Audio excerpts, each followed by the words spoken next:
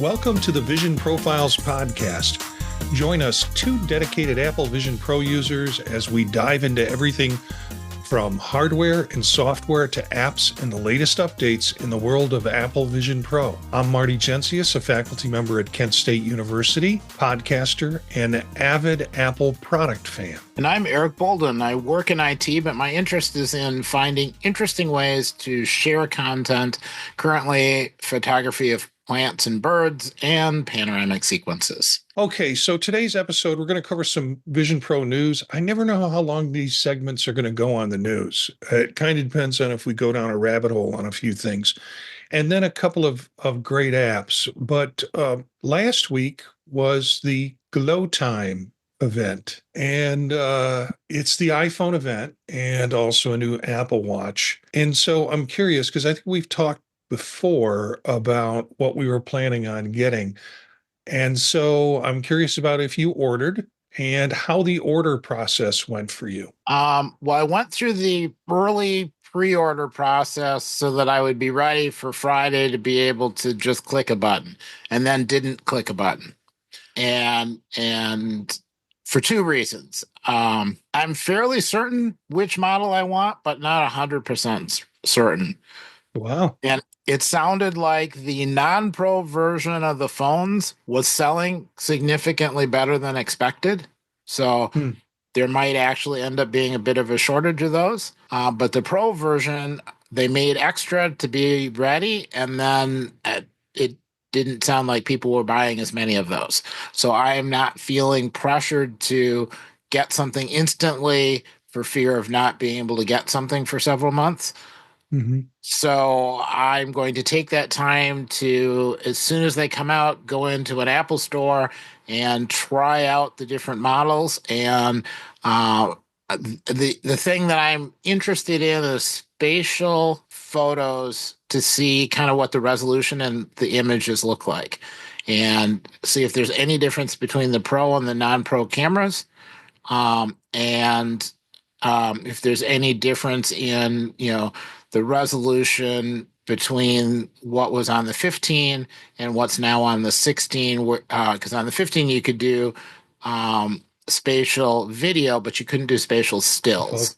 Yeah. And I'm hoping that was just a difference in resolution, because you could do spatial stills in the Apple Vision Pro headset, but not from the phone. Right. And so I want to try it with the different models and see what the deal is, what the differences are. And at that point, then I'll get a 16 Pro Max. I don't care what color. I have case already. Okay, so you've kind of decided on a 16 Pro Max, but you're going to go into the store to kind of check out the difference between the Pro and the Pro Max. Yeah. Well, okay. and the reasoning is I'm picking up a phone for somebody else, and I don't know if they need a Pro or they don't need a Pro, but I want them to be able to take pictures and send me pictures. And I want spatial stills as well as panoramic. And if the non-Pro phone does that, then I'll probably look at that. If it doesn't, then I'll get a separate Pro. That's very nice of you, Eric. So the phone you're going to pick up for me, no, nice you're picking it up. Nice try. I know. Since you're giving, I'll pick it up and I'll say, for Marty. Okay. Yeah. So watch, did you do anything with the watch? No. Okay. Now, what I was going to say, have you sold yours yet? Well, here's what's going on. Which one are you asking me if I sold? The Ultra? The Ultra. I'm keeping the Ultra. Because it sounded like you had an Ultra with an O2 sensor, and that's hard to get. Yeah, I'm not selling it. That affected the whole setup process for me. So I'm doing the 512 black, titanium black, a Pro Max 16. Oh. And I'd attempted to load it a 1 terabyte, because you had kind of made me think maybe I need to go terabyte. But I figure within a year, if I need a terabyte, I'll be getting the 17 with the terabyte. So I really didn't use a lot of the space on my current phone. So I figured I would be safe going to 15 or going to a 512. But I had loaded like in my bag, my shopping bag, a bunch of terabyte ones because I kept trying to add it and it didn't look like it added. So I went back and did the setup again and added it and added it. And then Oh, like a couple hours later, I went back and saw that I had 5 phones in my query. So then I had well, to go thank through. you. I had to go through and delete those, which was kind of problematic. And when I learned the oxygen sensor issue with the Ultra, I said, I'm not going to turn the Ultra in for a 10.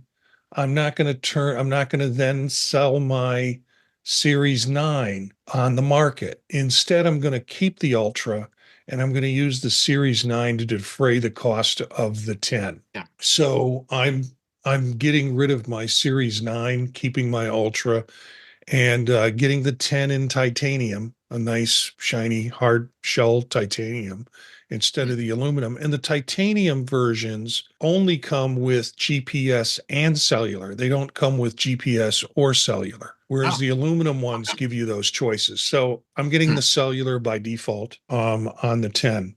So that's the watch um, and the phone combination that I'll be doing. One of the problems I ran into was when I then canceled my watch, my 10, because I couldn't take the the trade-in of the Ultra off of it. So I had to cancel the whole thing and then wound up adding it again, not a problem. And also adding in the Series 9 as my trade in, I couldn't get it at the same location where my phone was at. Oh, So we have two Apple stores. They're both about 35 minutes away. They're not super convenient, but it's a ride over and a ride back. So in the morning, I'm going to get the phone and a set of 4 headsets because I'm curious, or earpods, because okay.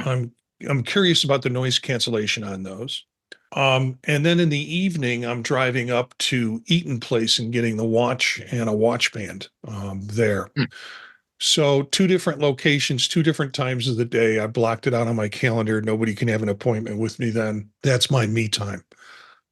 So we'll catch up more on this, but I think the things that we want to remind listeners about is the regular iPhone 16 can capture 3D spatial videos and 3D spatial stills. Bills. And that's exciting, I think, for you.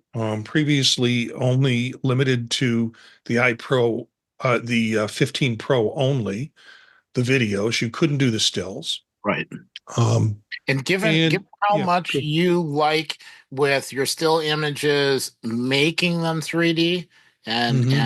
how that being able to take an original, you know, um, spatial still, I think you might find that a lot of fun. Yeah, yeah.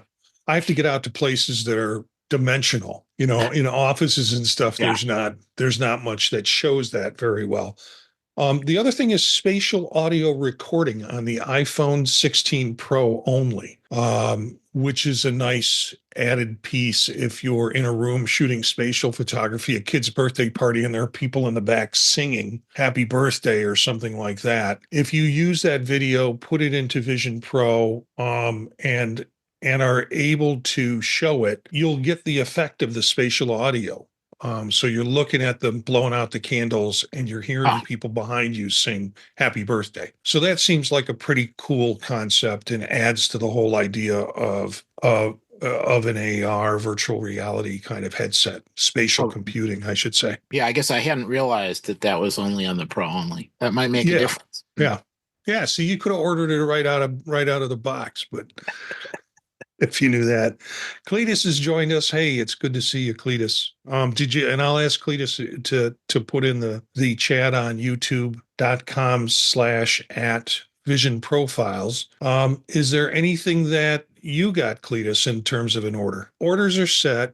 Are you going to the store on Friday or what's your I plan? I think so. I've got a bunch of other stuff I've got to do Friday, so there's some juggling I've got to do. Yeah.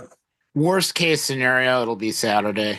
Um, So I figure they'll how have some devices that come in Friday, another range of devices that come in Saturday and Sunday. So, Cletus says not yet. He hasn't put an order in. So question for you then is how do you feel you'll walk into how far is the Apple store from you for one thing? 40 minutes about, but it's on my way to work. Oh, So if I go to work, I pass the store. see, the thing I was going to say, 40 minutes is about the distance you need to make a commitment. It's sort of like if I drive 40 minutes and go to a store, which is what I have to do, and it's not in the direction Ah, anywhere near where I normally go. I've already committed as soon as I've gotten in the car. Uh, yeah. Well, I mean, it's like 10 minutes from work. So, yeah, and I have to go buy my way in. So I don't even mind going to the store, looking, thinking. And if I got to come back the next day or, the next week, it's not that big a deal. yeah. Cletus is telling us he's 6 hours away. Ow, ouch. Ouch. Yeah, then you That's might a as well just order it, Yeah, that's a have hotel. it I mean, delivered. that's an overnight at a hotel. Okay, so that's what's new. Betas came out today, and we were just talking about Betas? how You mean well, not betas. OS release? 2 rolled out today. I Yeah. have it under the section betas, but of Oh. course, the full operating system rolled out today for OS Everything. 2, everything. And you and I were chatting before the show that we were trying to figure out what was actually the final version because I turned mine on Saturday and it started to load what I think was 2.0. Well, it said it was 2.0. It was no beta. It was no, final master. It said, here's your 2.0. And I thought, well, wow, maybe it identified me as because I was running the developer beta. It when it hooked Oh, up, it said, maybe. hey, let's just go dump him the 2.0. I put it on today and didn't get any kind of indication that there was a new software update for me.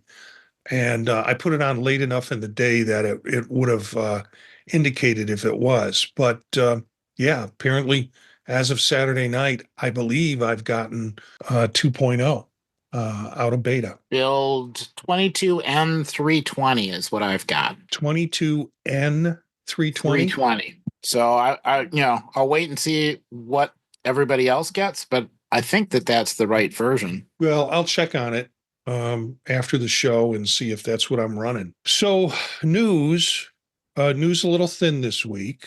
I say that every week, but then sometimes we get into some stuff that's pretty deep.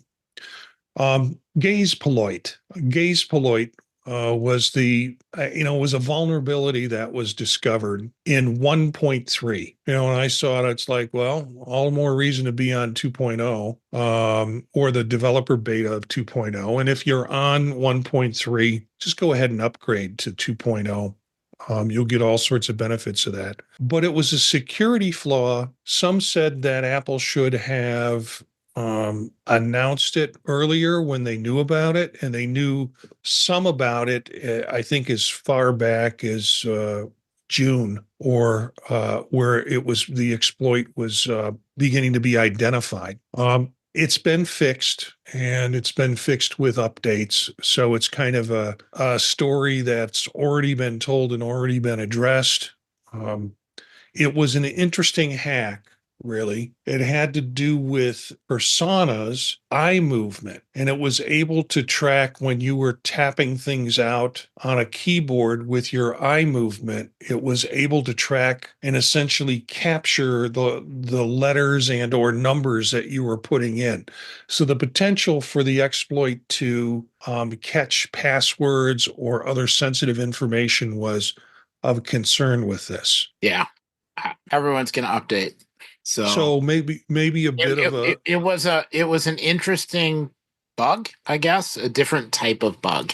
yeah. It was how they managed to set it up Yeah. that and what it was capturing that was unique to this device that makes it kind of a cool story. And I've got one, two, three, four, five. I've got 5 articles that will be in the show notes about it if you want to read more about Gazeploit. That's not an easy thing. I guess it's like exploit, but it's Gazeploit. And it's just interesting, again, reading the story on, and they have some video showing you on one of the links. It shows you what you're doing and what the other folks can be getting from that, in the exploit. Take a look at it. If you're interested, it's interesting. It's an interesting thing. Part of it is like, okay, something's going wrong. It went wrong. It's gotten fixed, but let's jump on it anyways, because it makes for interesting copy. And then the other question is how much of what you see and do or happens with Apple that you don't know, that they've caught things in the past. So this was kind of exposed and shared after the fact in a lot of ways. I think also as an encouragement to just move to 2.0, even though the patch had already taken care of the 1.3 version issue. Okay, so an article here about particular Orange County police wanting to use Apple Vision Pro to process surveillance data in real time. Of course, the image with it, this is on Apple Insider, is a picture of a RoboCop-like person wearing a Vision Pro headset. But all I can think of is, Orange County, California, what kind of crimes are they dealing with? People breaking into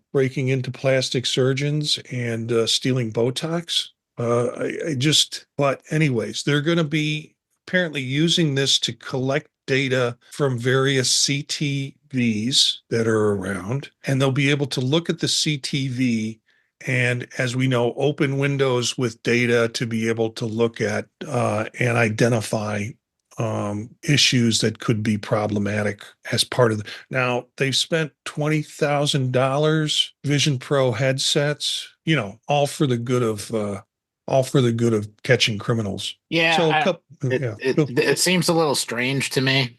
I guess maybe they can come up with a creative way to make it all work.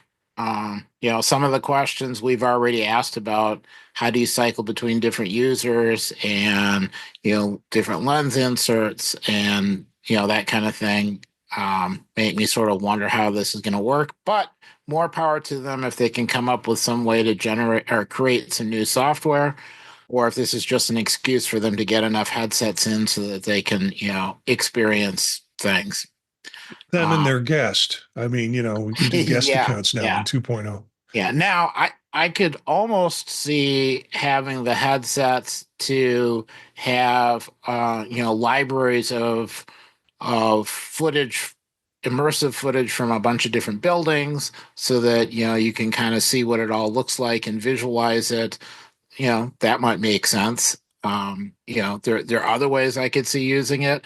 I'm not really sure about the whole real-time processing or if it even makes sense. Yeah. I will be curious to hear what happens to this, and it would be nice if they actually make this go through to have a follow-up. What happened and did they use it? Yeah, the problem with this is one of these kinds of articles where people get excited about the article and you never hear what the outcome is. If it's just a bunch of cops sitting around at home watching 3D movies as an outcome of it. But we'll see. I would love to see what the follow-up is on this.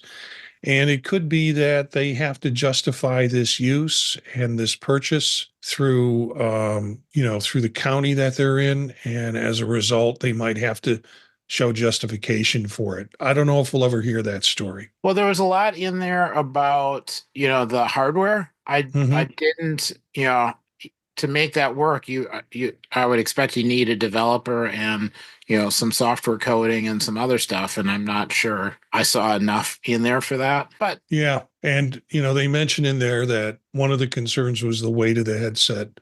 And of course, Apple assured them that they'll be coming out with a lighter version in the future. So we'll see where that takes us. Next couple articles are on less expensive lenses. That article has kind of cropped up again. Apple Insider has an article on it. Apple may cut future Apple Vision Pro cost with far cheaper displays, and Apple looks for less expensive displays out of Mac Daily News. Yeah, I'm kind of on the, if it's an Apple Vision, yeah, that might make sense. I don't see them taking an Apple Vision Pro and slapping cheaper displays into it. So you mean so it doesn't have the Pro moniker on it? It's just an Apple Vision. Right.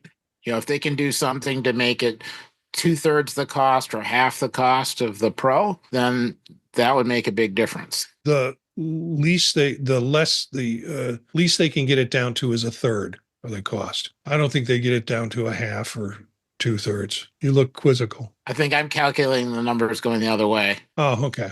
So I we was both are in thinking, agreement. 30% off, maybe approaching 50% discount from the Yeah. cost. Yeah. Right. It's never going to go lower than that. That I don't, Yeah. Okay. I think Yeah. I'm agreeing just kind of in different words. For different directions. Yeah. Okay. So there's a couple articles on that. You can take a look at it. I saw an article that was that I didn't put in because I think it was an old article where someone had done the cut up and breakdown of all the parts, and they talked about how this is what the true cost of the Vision Pro is based on the parts. It was still expensive, but it was the R&D and the assembly and all of that that goes into the cost of the device, not just the hardware.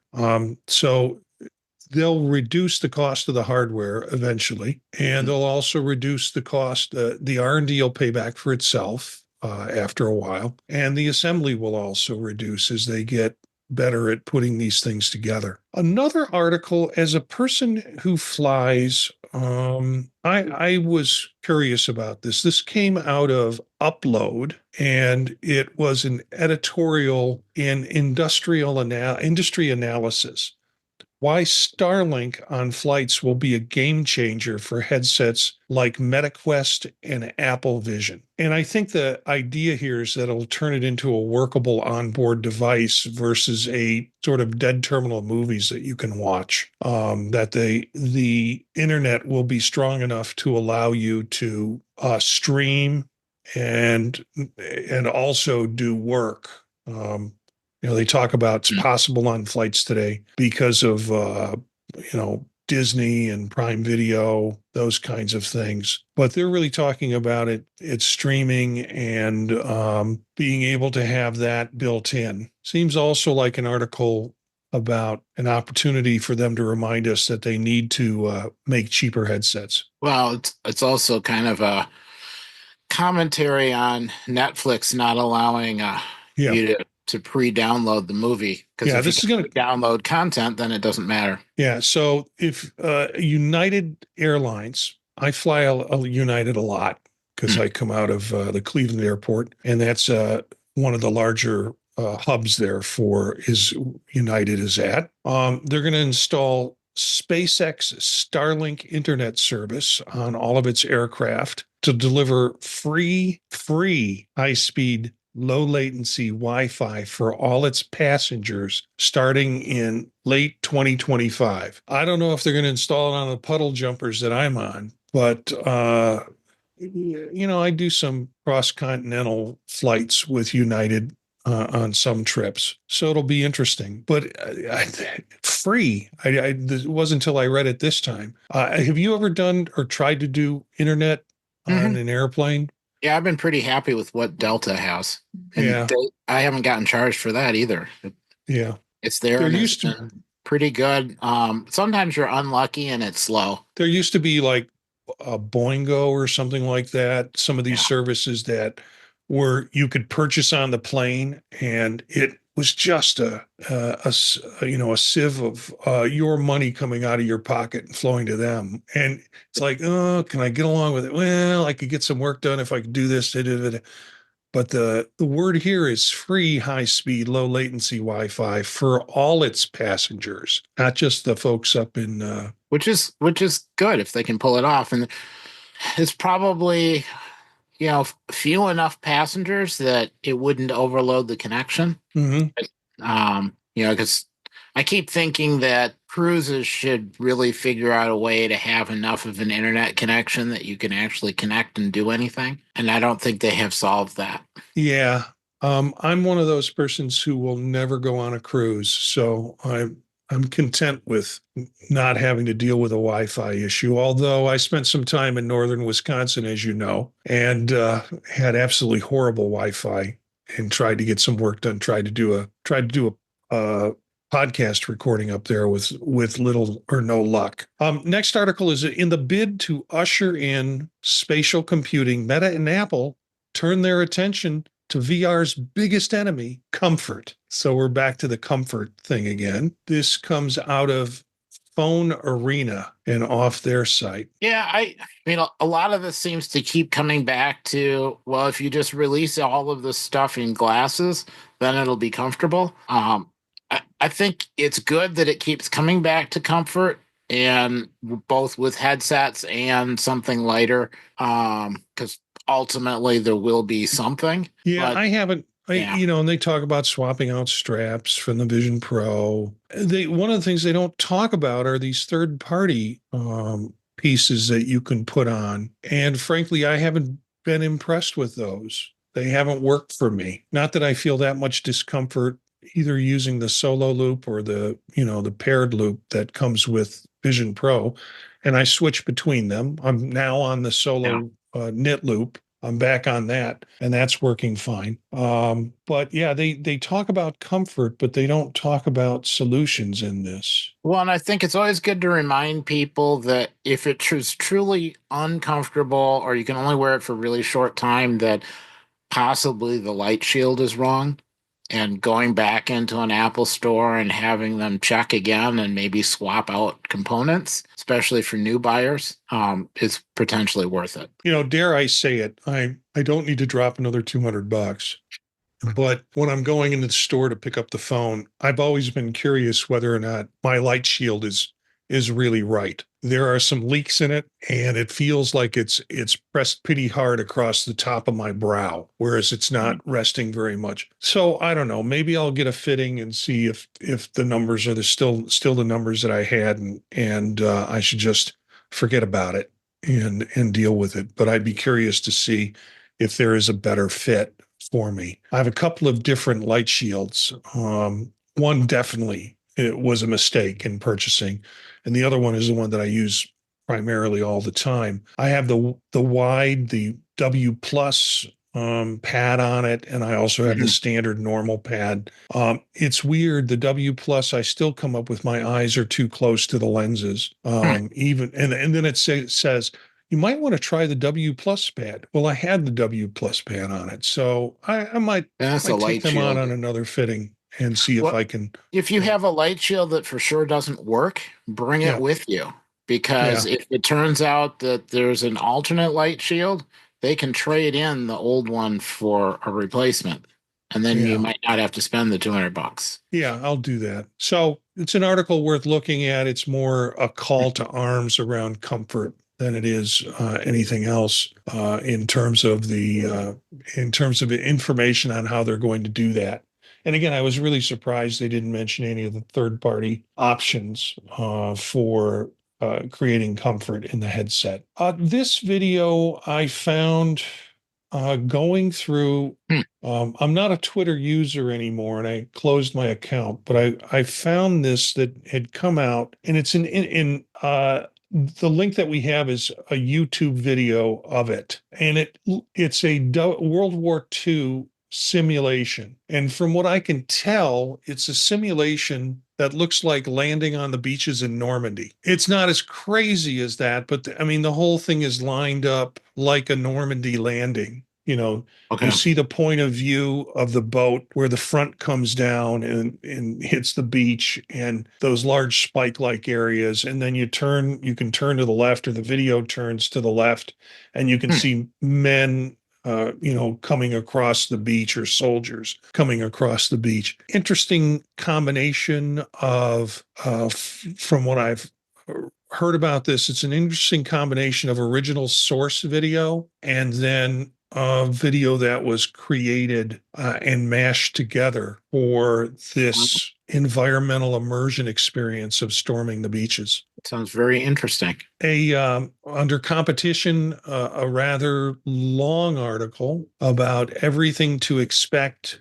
This is an Engadget article. Everything to expect at Meta Connect 2024, AR, AI, and the cheapest Quest 3S. So apparently they're doing some sort of conference or MetaConnect 2024, which kicks off virtually on September 25th and runs for 2 days. Hey, maybe we should check that out. And they're talking about Orion AR glasses, and it gives you it's unlike the Quest 3, which fully consumes your vision and uses cameras to show you a low quality view of the world.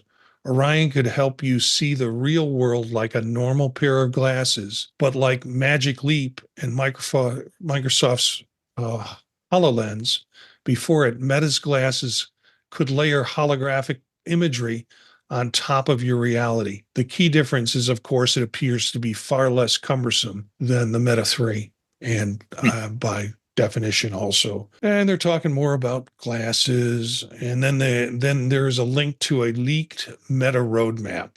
The company plans to release a new pair of Ray-Ban smart glasses because I think the ones they released currently are so pathetic. Google Glass did better things 8 years ago than what Meta is proposing with their relationship with Ray-Ban. And they're going to release a new pair of Ray-Ban smart glasses next year, which would add a small built-in screen alongside its existing camera, speaker, and microphone. So that sounds a lot like Google Glass in terms of that small screen that has images that come up and text that can come up, but you still have, outside of that, and through it, you still have your whole field of vision. Have you ever tried on a Google Glass at all? Oh, I saw them when they came out. I didn't ever go man, for I wish mine still worked, because next time we would have gotten together.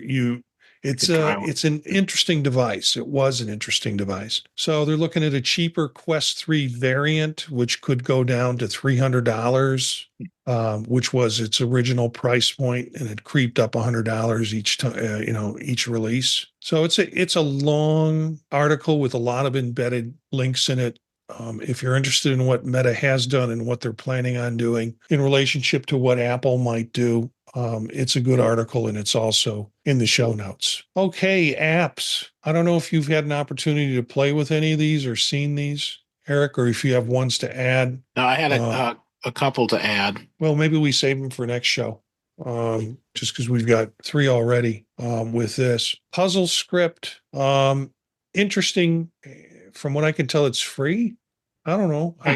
I might have bought it and didn't touch it, thinking I'd talk about it tonight, and then went in and played with it today and opened right up. It's a little bit of a learning curve. There's a training to it to explain you what these polycubed structures and what the numbers mean. So you'll get a series of cubes, like a busted up Rubik's Cube with numbers on them, but they represent how many cubes go beyond that. So you peel away the pieces of it to get the final deco object, they call it. And I started playing with it once I figured out and it took me to the training. Frankly, the training is good. It's quick. And then you get the concept right away, the things that you can do, and then you can start playing without any trouble. A good three-dimensional puzzle game, in the sense that you can move that puzzle around or that object around while you're making decisions based on the numbers on it, which cubes you need to remove and which cubes you need to keep. Financial Times Money Machine. Did you see this at all? I looked at the video of it. I haven't had a chance to load it, but it looks really kind of cool. Yeah, so it's I'm cool. forward to trying it. I will be honest with you. I loaded it, and it's free, and it's Financial Times. It's based on a computer that economist Bill Phillips created in 1949, which was a computer that represented the economy by using water. And you would push levers and water would go from one area to the other. This can only be done in Vision Pro. I mean, I like the fact that we're getting some apps that are Yeah. only Vision Pro apps. And I think that's true with Puzzle Script and I think also Zen Garden, the other one I'll talk about. But it's a big. I mean, you first thing you do is it asks you where do you want to put this thing in your living room, and it gives you a textured grid of your area, and you move the thing around until you can drop it down. But once you start it, it will give you a little history of it, which is good. So you understand it. And part of the history is showing you how to make the thing work. And once you've got that, then you can start really doing what they call free play. There's an option for free play with it that will allow you to kind of shift levers and try different things to see how it goes. As they say, it's economics as you've never experienced it. And I think a really creative use of Vision Pro. The last one I wanted to talk about was Zen Focus Garden. You know, I'm into the Zen stuff with this trip. There's all sorts of Zen apps that are coming up now. And Zen Focus Garden, it gives you the option of just doing it on your tabletop or creating a whole immersive environment. So what you're getting is a grid, can be on your tabletop or can be displayed as in a full environment, like you're out. And when I went to the full immersive environment, it was like there was rolling hills around this little flat plot that I had, which was my Zen garden. Well, not a little flat plot. It was a big plot. And you could go stand on the balcony and look over the plot. And it's a gamification of relaxation. So it wants you to sit still for 5 minutes, and then it'll open up one of the squares. It's actually a 7x7 grid. So you imagine there's 40 minutes of that, or 40. Well, it's not 49 minutes because I sat through one and it opened it up. And then you can get points or money, virtual money. You can get karma points or you can get virtual money. The money can be used, if you meditate, you can cash in and get money. And then you can use the money to plant certain objects in your Zen garden. So I did 5 minutes. It's like, okay, so I do 49 5 minutes. Well, the second time they wanted me to sit there for 25 minutes. So it's gamifying Zen meditation and the Zen garden, but it's also increasing it's also increasing your stillness, or what's expected of you in terms of stillness for this. So when it went into 25, it's like, no, I got to go talk to Eric. So I shut it down. And it's free from what I can tell. And it's a fun little animation. Oh, you put in Spatial Escape Room. Talk about that. So I hit this one. It was a link in Mastodon is how I came across it. And it's a $6 app. And when you start up the app, it drops you inside a phone booth. And then I gotta do this. You have to get out. It is awesome. It's I'm not really an escape room person, but it kept me occupied sitting in my chair over lunch. Oh man. While I was trying to figure out how to get. Now there's like a couple different sets of clues you can get, and I had one point where I realized I maybe should have done it in a different way when I was standing on top of my rolling desk chair trying to ring a bell at the top of the phone booth, leaning against the side of the phone booth, when I realized that's not a real wall and it was not a stable way to be up there waving my hand. I was just glad nobody came into the office. But wow. it was nice. So I'm really curious to hear what you have to say about it if you go through and do some playing. I will go ahead and do this because I kind of like escape rooms. I do enjoy them with other people. And have you ever tried this app on, it's on iPhone and iPad. It's called The Room. No. It's a game. You need to look at that because it's essentially a series of puzzle boxes. And the first one was really well received. And then they did a second one. And those kind of little puzzle box, and this is what this looks like, a bit of a puzzle box where you're looking for patterns on the cube. You're maybe getting some hints along the way to help you with it. Yeah, look for I think it's called The Room. Okay. and you can search it.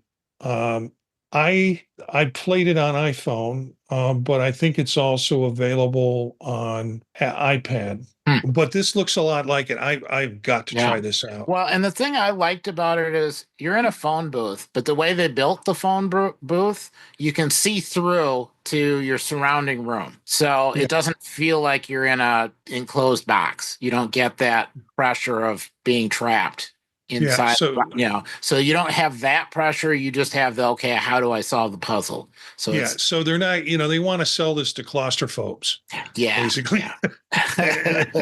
And so they need to have the pass through for the Yeah. claustrophobes. But you could turn on a virtual environment to get it more enclosed if you wanted that, a Yeah. virtual night environment. So that was neat. And then the last note I had is it looked like Encounter Dinosaurs tweaked slightly. And I was Hmm. going to see, have you maybe try watching it again and see if the dinosaur seemed nicer. Okay. Like if you reach out and you get like a couple opportunities to pet the dinosaur, and there's one point where it kind of opens its mouth and almost snaps at you, but it's slower. It's not as threatening. And then there's and then it comes back through, and when the other dinosaur comes through, the the first dinosaur is there, kind of protects you from the other dinosaur, which is it's like it seemed like it was almost the same demo, but just subtly adjusted so it felt more comfortable and less scary. I wonder if it was adjusted, if it also makes for a better demo in store for people who have never put this thing on. Because that dinosaur one, as it was an oh wow and a little bit of a pullback A little experience bit for of folks. let me get away a Yeah. little.